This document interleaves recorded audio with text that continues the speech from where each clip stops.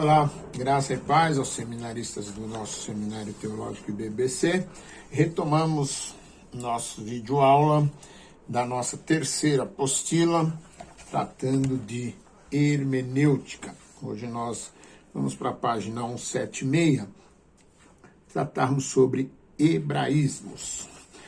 Por hebraísmos, entendemos certas expressões e maneiras peculiares do idioma hebreu que ocorreu em nossas traduções da Bíblia, que originalmente foi escrita em hebraico, aramaico e em grego.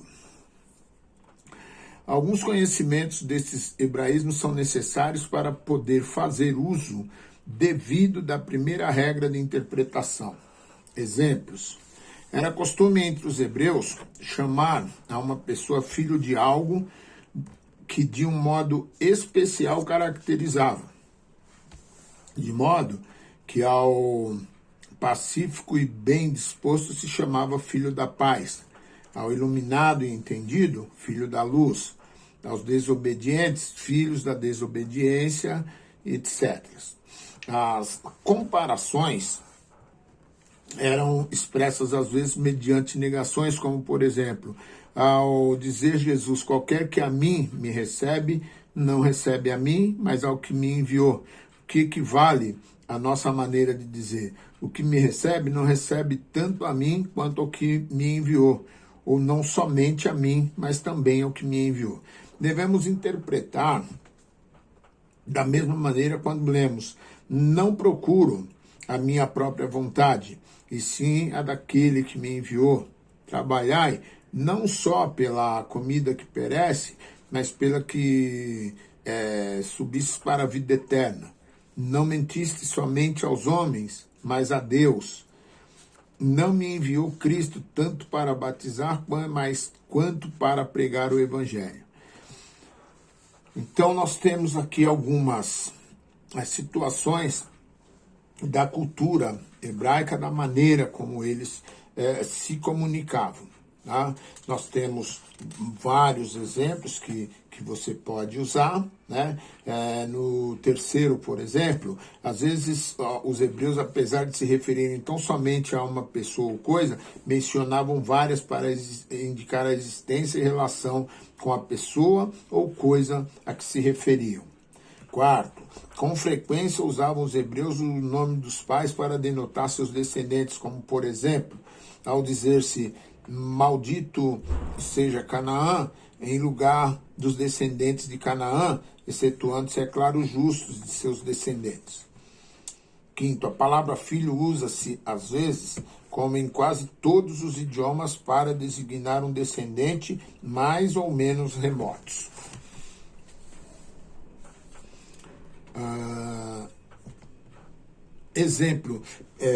Exemplos. Primeiro, certos números determinados usam-se às vezes em hebraico para expressar quantidades indeterminadas. 10, por exemplo, significa vários, como também esse número exato. 40 significa muitos. Persépolis era a chamada cidade das 40 torres, embora o número delas fosse muito maior. Tal é provavelmente também o significado de 2 Reis 8:9, onde lemos que Azael fez um presente de 40 cargas de camelos de bens de Damasco a Eliseu. Talvez seja esse também o significado em Ezequiel 29, do 11 ao 13. Bem, nós temos aqui essa questão ligada ao hebraísmo. No terceiro tópico, às vezes faz-se uso peculiar das palavras que expressam ação. Temos também aqui, em quarto lugar, na interpretação das palavras das Escrituras, é preciso ter o presente também como se faz uso muito singular dos nomes próprios, designando-se às vezes diferentes pessoas com o mesmo nome, diferentes lugares com o mesmo nome e uma mesma pessoa com nomes diferentes. Tá? No Novo Testamento se conhecem diferentes pessoas sob o nome de Herodes. Herodes o Grande, assim chamado na história profana, foi quem, sendo já velho, matou as crianças em Jerusalém. Morto esse, a metade do seu reino, inclusive Judéia e Samaria, foi dada a seu filho Arquelau, a maior parte da Galileia a seu filho Herodes o tetrarca. lugares diferentes, designados com o mesmo nome. Duas cidades chamam Cesareia, a saber, Cesareia de Filipe na Galiléia e Cesareia situada na costa do Mediterrâneo. Também se mencionam duas Antioquias, a da Síria, onde Paulo e Barnabé iniciaram seus trabalhos, e onde os discípulos, pela primeira vez, também foram chamados de cristãos, e a de Pisidia, a qual se fez referência em Atos. Também há vários lugares chamados Mispa no Antigo Testamento. O mesmo nome se designa a uma pessoa em um lugar. Magog, por exemplo, é o nome de um filho de Jafé, sendo também o nome do país ocupado pela gente chamada Gog. Uma mesma pessoa em um mesmo lugar com nomes diferentes. Horebe e Sinai são nomes de diferentes picos de uma mesma montanha. Porém, às vezes, um ou outro desses nomes designa a montanha inteira. O lago de Genezaré chamava-se antigamente Mar de Cinerete, depois Mar da Galileia ou Mar de Tiberíades. O Mar Morto se chama às vezes Mar da Planície, por ocupar a planície onde estavam as cidades de Sodoma e Gomorra, mas Mar do Oeste, em função de sua posição para o leste, contando desde Jerusalém ainda Mar Salgado. O Nilo chama-se Sibor, porém com mais frequência o rio cujos nomes também às vezes designam outros rios. O Mediterrâneo se chama às vezes Mar dos Filisteus, que viviam em suas costas. E assim por diante, questões ligadas ao hebraísmo. Palavras simbólicas.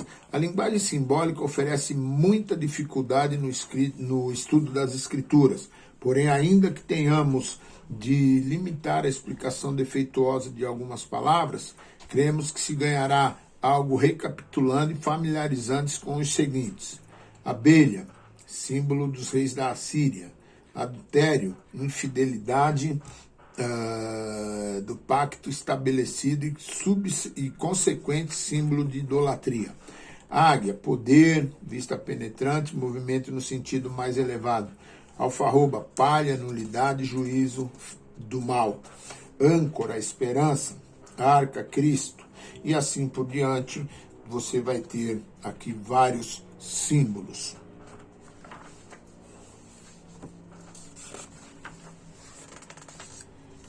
Vamos. Estas simbologias, elas devem ser consideradas do ponto de vista hebraico, ok? Mas podemos contextualizar também para o nosso tempo e para o nosso meio, desde que feita a contextualização correta com o que nós estamos tratando, ok? Nós encerramos então aqui hermenêutica e no próximo vídeo nós entramos em homilética. Deus abençoe e bom estudo.